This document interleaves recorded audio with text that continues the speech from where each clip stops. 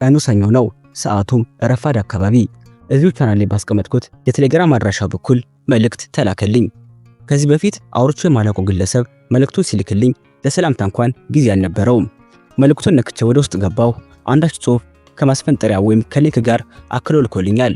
አይኔ በቀጥታ ሊንኩ ላይ ያረፈ። ከዛም ጥርጣሬ ውስጥ ገባሁ። ምናልባት ይሄ ሊንክ የኔ ስልክ ለመጥለፍ የተላከ ቢሆን ሲል ውስጤ ሹክ አለኝ። እኔም ከማንም በላይ ውስጤን አምነዋለሁና አመነታ ገባሁ።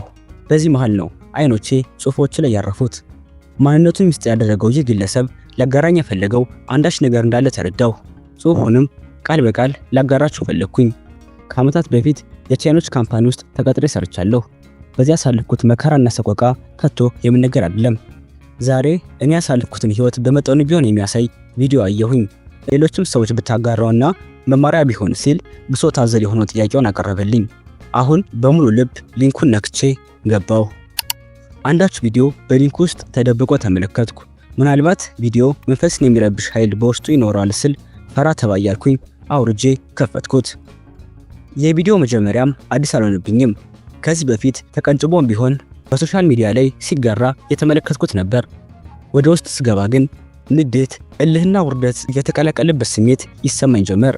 ቪዲዮውን አይቼ ጸጥ አላልኩም። ቪዲዮ ለላከልኝ ግለሰብ የጥያቄ ማት አግተለትልበት ያዝኩኝ። እሱም አንድ ባንድ መልስ ሰጠኝ። ከዛም በጥያቄው መሰረት ቪዲዮን ለናንተ ከነሙሉ ማብራሪያው ጋር ልክ እንደዚህ አቀረብኩላችሁ። ላይክና ሰብስክራይብ በማድረግ ትጀምሩት ዘንድ የአክብሮት ጥያቄ ነው። ወደ ዋና ጉዳይ ከመግባቴ በፊት እንደ መንደርደሪያ ስለዚች ሀገር አንዳንድ ነገር ልበላችሁ። የዓለምን ኢኮኖሚ ከአሜሪካ ተቀብላ በአንደኝነት ትዘውረዋለች። በምድር በአየርም ሆነ በባህር ኃይል ክንዷን ያፈረጠመች አትንኩኝ ባይ ሀገር ናት። የዜጎቿን መብዛት እንደ ነዳጅ ተጠቅማ ዛሬ ላይ ማንም የማይሸረሽረውን ሀያልነት ገንብታለች። በአንጻሩም ካልነኳት የማትነካ ከነኳት ግን በሰማይ ጀት በምድር ጦሯን አዝንባ አንድ ሙሉ ሀገርን ግፋም ካለ አህጉርን ወደ ፍርስራሽ አመድነት የመቀየር አቅም ያላት ሀገር ናት። ዛሬ ላይ በሀገሯ አርቆ አሳቢና ልባም መሪ ሹማ ህዝቧንም ለስራ ነሳስታ ሀያል ሀገር ገነባች እንጂ ከብዙ ዓመታት በፊት ከአሜሪካ ጋር ትከሻ ለትከሻ የምትለካካ ሀገር አልነበረችም። በቴክኖሎጂ በማኒፋክቸሪንግ እንዲሁም በህንፃና በአስፓልት ግንባታ የተካነች ሀገር ናት። አምራችም ነች። ከአጠቃላይ ጂዲፒዋ 17.5% ብቻ ነው ወደ ሀገሯ የምታስገባው። ከምንም በላይ ማሽነሪና የቴክኖሎጂ ውጤቶችን ለመላው ሀገር ኤክስፖርት ታደርጋለች። ቻይና ዛሬ ላይ መሰረቷ ላይ ንቃንቅ በጠንካራ አለት ላይ የተመሰረተች ሀገር ናት። ልማቷንና ስራዋን ከቶ ድንበር አልገደበውም።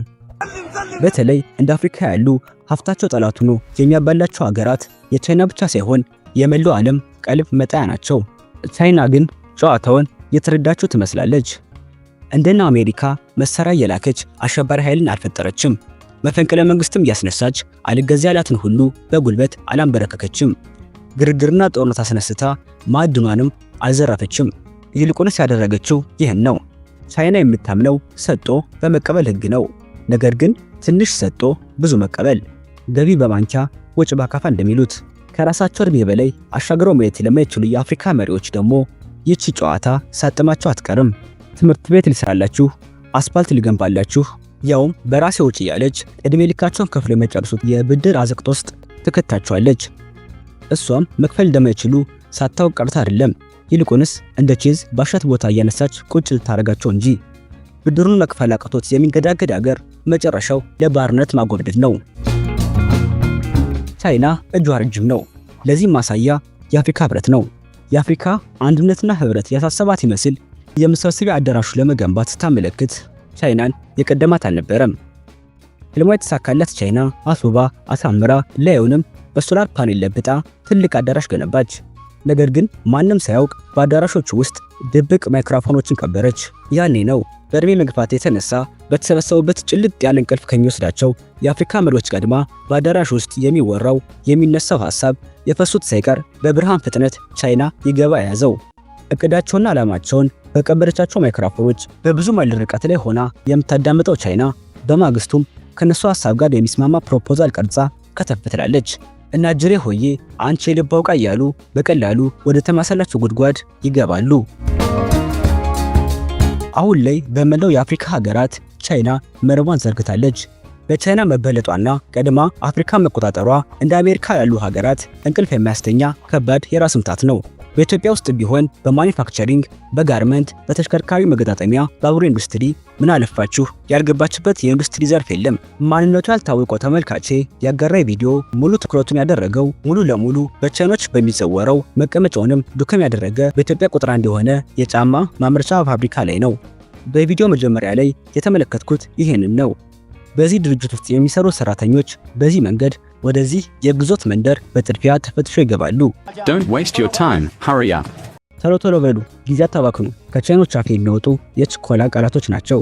ከዛም እንደያመጣጣቸው ያሰልፏቸው ገቡ። ይህንንም ሲያደርጉ በችኮላና ስርዓት በጎደለው መንገድ ነበር። ባለፈው ተናግሬያለሁ፣ ዛሬም ደግሜ መናገር አለብኝ። እንደ መብረቅ ጮኸ። Last time I already showed you how to do it. Do I have to say it again? ሰማ እንደሆነ ስማ፣ የምልህን አድርግ። እምቢ ካልክ አሽቀንጥሬ ነው የምጥልህ። ሀገሬ ነው ብለህ ፍጹም እንዳትኮፈስ የሚል አንድምታ ያለው ይመስላል። ከዛም ፋብሪካው ከመቅስፈት ወደ ብር ሸለቆነት ተቀየረ። አንድ ጎልማሳ ቻይና ከፊታቸው ተሰይሞ በሀገሩ ቋንቋ እየጮኸ ወታደራዊ ትዕዛዝን ይሰጥ ገባ። ተጠንቀቅ፣ Arms at your sides. ወደ ቀኝ ዙር፣ To the right. To the right. አንድ ሁለት ዱብ ተጀመረ። 2 1 2 1 2 1 2. ከዛም የድርጅታቸው መፈክር ከፊት ለፊቱ ለተሰለፉ ሰራተኞች ያስደግማቸው ያዘ። በዚህ ተቀጥሮ የሚሰሩ ወደ 5000 ገደማ የሚጠጉ እነዚህ ወጣት ኢትዮጵያን ሰራተኞች የቻይኖችን ፍላጎት የሚያረኩ አልሆኑም። ቻይኖች በእነዚህ ወጣቶች ሀገር መጥተው እንደ ሮቦት ቀጥቅጠው የሚያሰሯቸው ስራ የልባቸውን አላደርስ ቢላቸው ሁልጊዜ ጧት ይህን የድርጅታቸው መፈክር እንደ ዳዊት ያስደግሟቸዋል። Punctuality. It's integrity. Arriving too early. It's wasting time. Being late. This is bad. Being late. ከዛም ፊቱን ወደ እነዚህ ቀይ ለባሾች አዞረ። እነዚህ ኃላፊዎች ናቸው። ከቻይኖች የመጣውን ትዕዛዝ እየተቀበሉ ተፈጻሚ ያደርጋሉ። እናንተም ብትሆኑ ትባረራላችሁ። እዚህ ማንንም እሽሩሩ ልንል አልመጣንም። ዛቻ ይሁን ማስፈራሪያ፣ ውላችሁ ያለየ ቃላት ከቻይና አፍ የሚወጡ ቃላቶች ናቸው። Everyone gets a kick out of it, even the managers in red. የጠዋቱ መርሃ ግብር ማጠናቀቂያ ይህ ነው። የድርጅቱን መዝሙር ጮክ ብሎ መዘመር።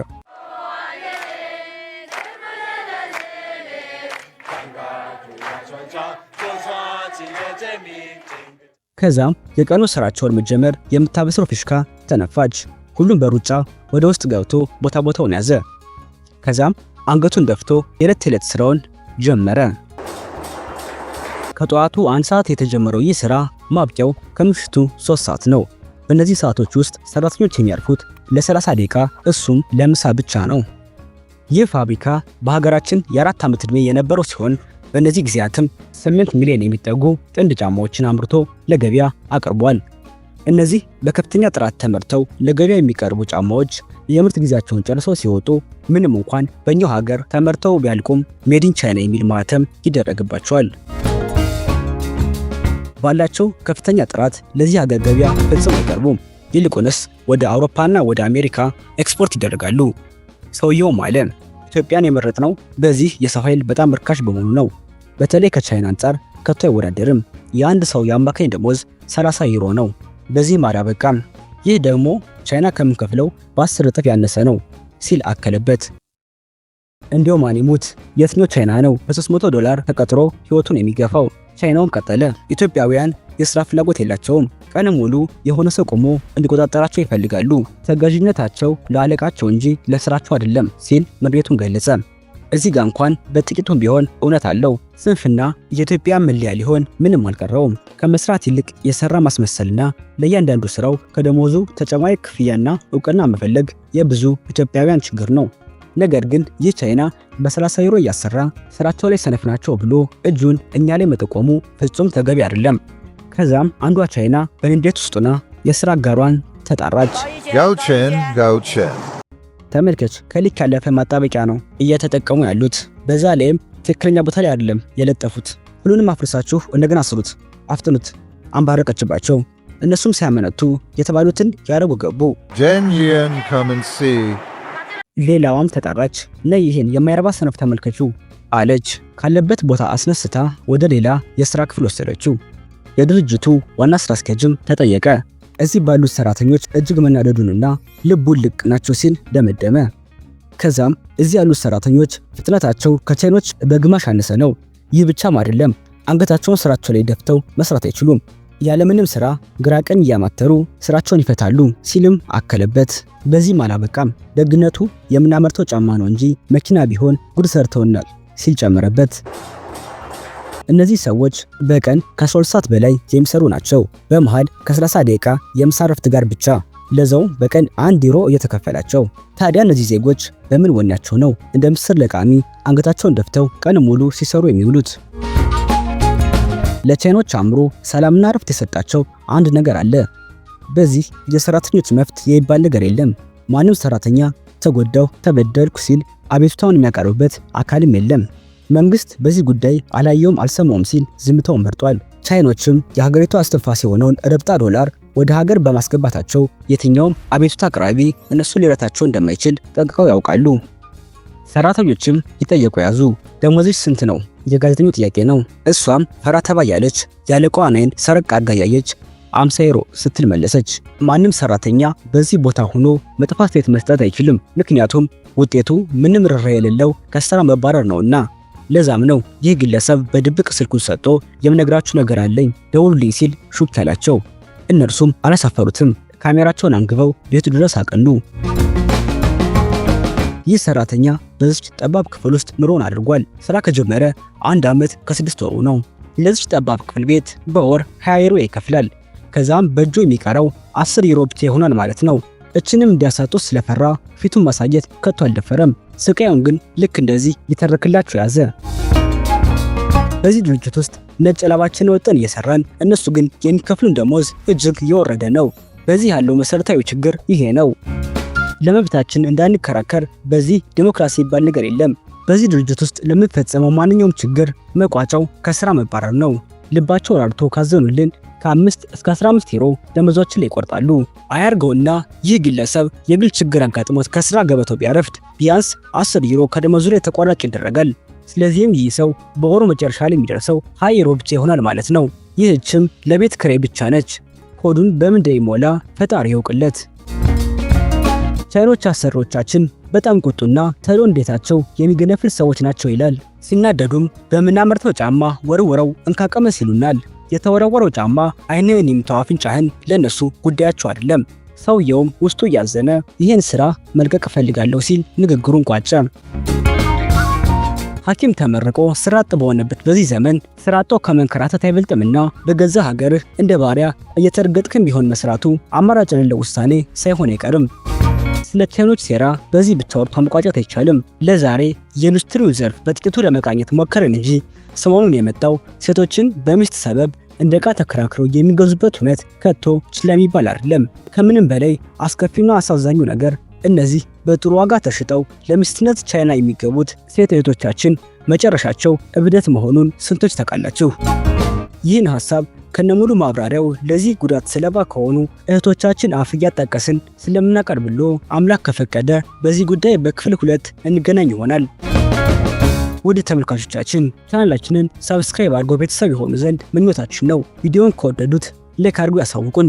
ሐሳብ አስተያየቶን በኮሜንት ያጋሩን። በቀጣይ በሌላ አሪፍ ቪዲዮ እስከምንገናኝ ድረስ ሰላም ቆዩልኝ።